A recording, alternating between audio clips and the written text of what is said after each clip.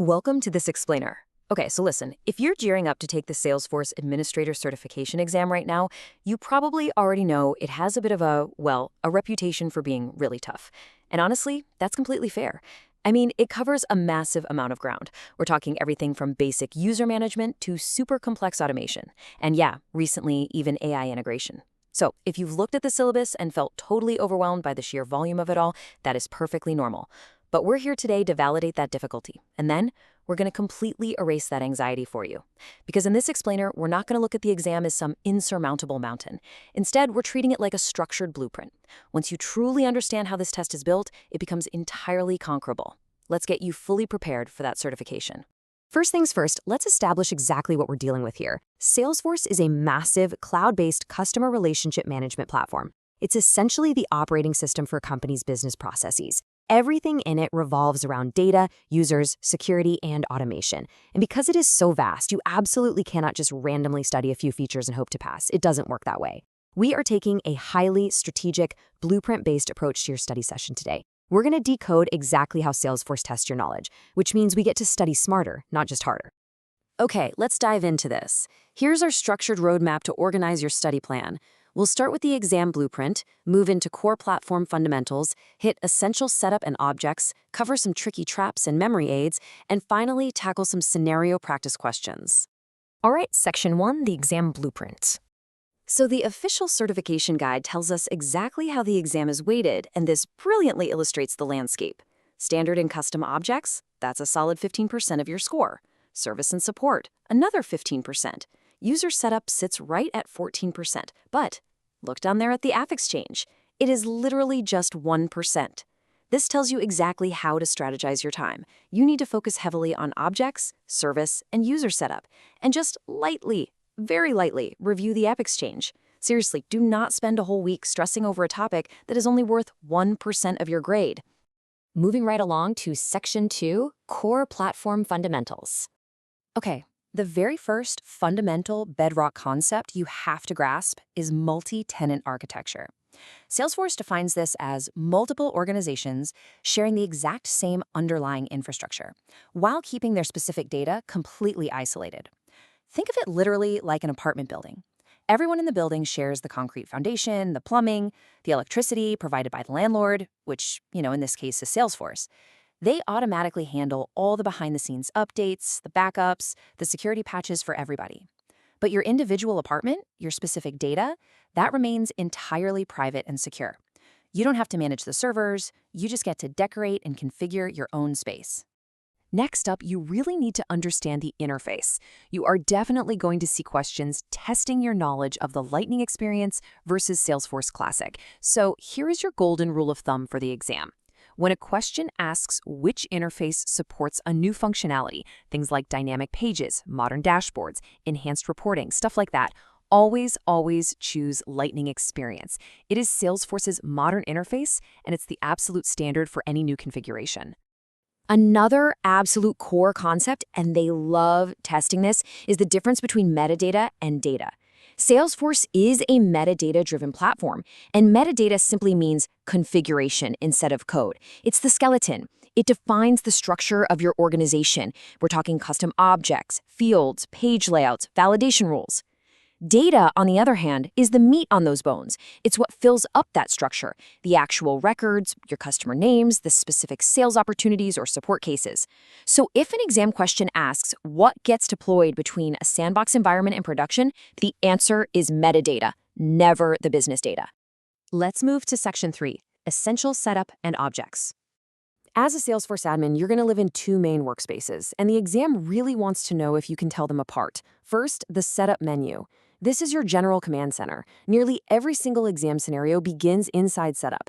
It's where you manage your users, your broader security settings, overall automation, and user profiles. But contrast that with the Object Manager. The Object Manager is specifically where you go to manage the architecture of your data. If you need to create a custom field, change a page layout, or configure relationships for one specific object, you always go to the Object Manager. We also really need to draw a sharp line between list views and reports, because the exam loves to try and trip you up here. List views are simply meant to organize display records for user on their daily screen, things like my open opportunities or recently viewed accounts. Sure, they can have filters, they can do inline editing, but reports? Reports provide actual analytics and summarization. So if a scenario asks for total sum, or complex data grouping, or charting for some big executive presentation, you need reports, not list views. Now, what's really interesting about this next part, Section 4, Traps and Memory Aids. Let's treat these next few concepts like rapid-fire study flashcards for your brain. Ready? First up, ORF, Objects, Records, Fields. If you ever struggle to visualize how Salesforce stores data, equate it rapidly to a standard spreadsheet. An object is like the entire workbook or spreadsheet tab. A record is just a single row of data within that spreadsheet. And a field, that's a specific column storing one type of information. Object, record, field. Workbook, row, column. Boom. Next acronym flashcard, APP. Apps provide purpose. On the exam, remember that an app in Salesforce isn't like a complex piece of downloadable software on your phone. An app is simply a collection of related tabs organized for a specific department. For example, the sales app groups accounts and opportunities together. The service app groups cases and knowledge together. They simply provide purposeful workspace for the user so they don't get distracted by stuff they don't need. Okay, here is a highly tested concept. RUS, Roll-Up Summary Requires Master Detail. Roll-up summary fields are amazing, right? They automatically calculate the sum, the count, the minimum, or the maximum of related child records. But the classic exam trap is trying to trick you into putting a roll-up summary on a standard lookup relationship. You literally can't do it. You can only use a roll-up summary field if you have a strict master detail relationship. Just lock that one right into your memory. Let's explicitly coach ourselves on how to tackle scenario questions with a few rules of thumb. When the exam asks X, I want you to automatically think Y. First scenario, a user can't see a specific record.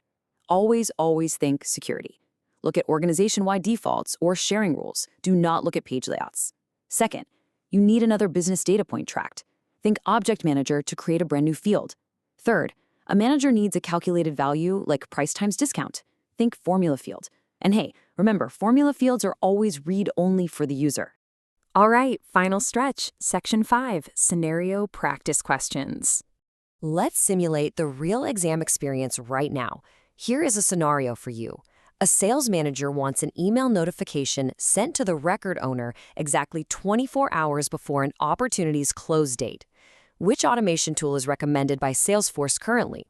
Take a quick mental pause here. Guess your answer before we reveal it. And the answer is Flow Builder with a scheduled path. The really crucial point here is that Salesforce has officially deprecated older tools, meaning things like Workflow Rules and Process Builder are out. While you might still see them sitting there as distractors in the multiple choice options to trick you, Flow Builder is now the primary modern automation tool tested on the current exam. For anything time-based, a record-triggered flow with a scheduled path is your absolute go-to answer. Let's look at a highly relevant, forward-looking update question, because AI is everywhere now. An administrator needs to ensure that an Agentforce AI agent can only access specific Service Cloud records during real-time troubleshooting. Which feature an agent builder should be used to troubleshoot and maintain this access? Any guesses? The correct answer here is the conversation preview.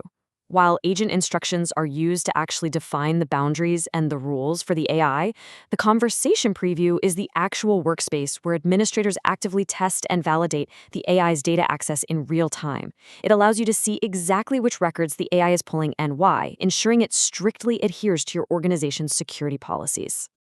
Okay, let's do one more classic data management scenario. A system administrator needs to import 20,000 lead records and must ensure that duplicate records are not created during this process. Which tool should be used? The absolute best tool for this specific job is the Data Import Wizard. And why? Well, there are 2 reasons you need to memorize. First, the Data Import Wizard handles batches of up to 50,000 records, so our 20,000 fits perfectly. Second, and honestly most importantly, it has built-in duplicate blocking by matching records by name, email, or external ID. You must differentiate this from the data loader. The data loader is for massive volume, like up to 5 million records, but it lacks built-in duplicate checking, which means it would require manual cleanup or a complex external ID setup.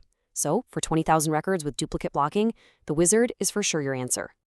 Wow, we have covered incredible ground today, from the fundamental architecture of the platform all the way up to navigating modern AI capabilities and strict data limits. You now hold the structural blueprint to this exam.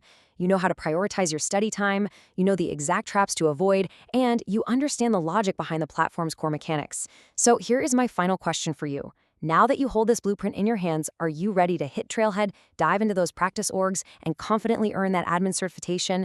Because I absolutely think you are. Thanks so much for joining me on this explainer, and happy studying.